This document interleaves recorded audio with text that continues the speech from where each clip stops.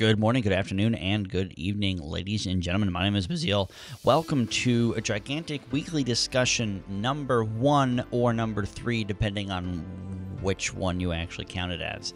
The Reddit user Sarzak, I believe I'm saying that name right, does these weekly discussions on the Reddit, and I thought I would answer in a video rather than text because I hate writing. Also, I can't spell worth a damn, so that's okay. And this weekly discussion is going to be about hypercarries, and he's asking, do we want these in the game? What are your thoughts on them? And how can they be in, not in Smite, in Gigantic without players feeling like they're too overpowered or they just completely destroy them?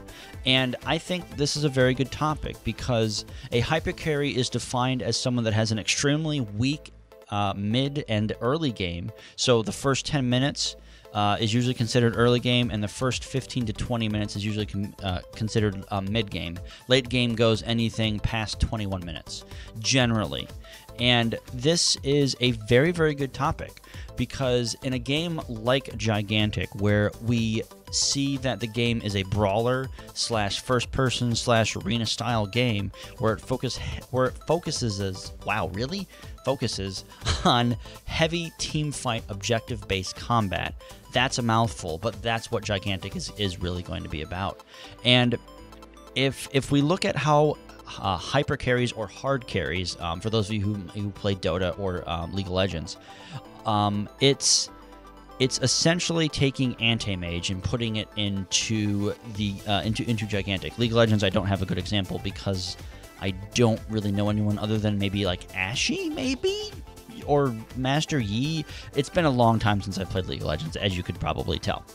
And I believe that in a game like Gigantic, we don't need hyper carries or hard carries, and solely for the purpose of the game is too team fight oriented to rely on one person to completely carry the entire team or carry set objective. We simply don't need that. The developer that goes by the name Mo Arbitrition, who is a visual effects artist, did comment on the Reddit thread, and to paraphrase, he said that carries do not exist in the game, and that the way that the system goes is that one character basically can't go obliteration out of control and just completely raffle stomp everybody. So that's really, really good, actually. So Motiga has actually confirmed that, or at least the visual artist has actually said, I don't want to say officially because that would be very, very inaccurate. So they have said that they don't really want hard carries in their game. And I'm actually okay with this because a lot of the times when a hard carry is in a game, you feel like, okay, cool, we have an X amount of time to try and shut down the carry, or we have X amount of time before he just completely raffle stomps the floor because that's what he does and there's nothing we can do about it. And that's actually really, really kind of boring, and that doesn't present a good competitive environment because if you try and just counter that one hero or champion or whatever you're trying to counter, you're going to be able and really stuck to not do well in the rest of the team fight because you're just trying to focus on one hero and specifically that hard carry. So I'm really glad that Motiga is aware of this problem. And personally, I don't think that hard carries should be in a game like Gigantic. That would be like Quake or Unreal Tournament having some sort of character that can get this like super buff that just makes them, rain death upon their enemies for 15 seconds for no apparent reason. And yes, I am aware that double damage buff does exist, but that's not, and that's different. Okay, it's different, I promise. And so back to the hard carry discussion, I think that it's okay to have a carry in the game. Obviously, Trip kind of looks like a carry. I'm not entirely sure if Trip is going to work like say a Guild Wars 2 Thief, where it's more focused on decapping points, because a lot of times characters with stealth are going to be considered the assassin or the carry in games because they're able to snowball out of control because they have that ganking mechanic. So Trip, in my mind, in my initial reaction when I saw the gameplay and just kind of watching how it actually works, the gameplay footage that we saw of Trip definitely shows her stealth, definitely shows her having daggers, and that generally means that it's going to be a carry.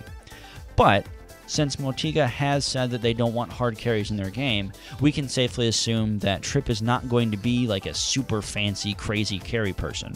And she's not going to be anti-mage, where you farm for 45 minutes. Of course, there's no farming in the game anyway.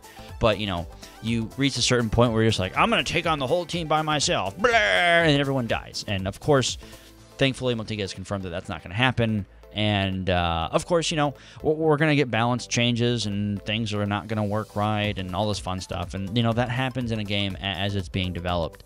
And I think that once beta hits and once we're able to see the game, once we're able to see the game in terms of people actually playing it and not just watching gameplay trailers over and over and over again and going by what people said at PAX, and like their kind of opinions on the game just from that specific convention, I think it'll be a lot easier for us to kind of judge whether or not hard carries need to be in the game. But as far as speculation goes, no, I don't think hard carries should be in the game, and that's my weekly discussion on the Reddit. Hope you guys enjoyed this. Let me know if you guys want me to do this more. And I will. I'll do it every week, and I enjoy doing it. So that's it. That's all. God bless. Have a wonderful morning, afternoon, or evening, and I'll see you guys next time. End card.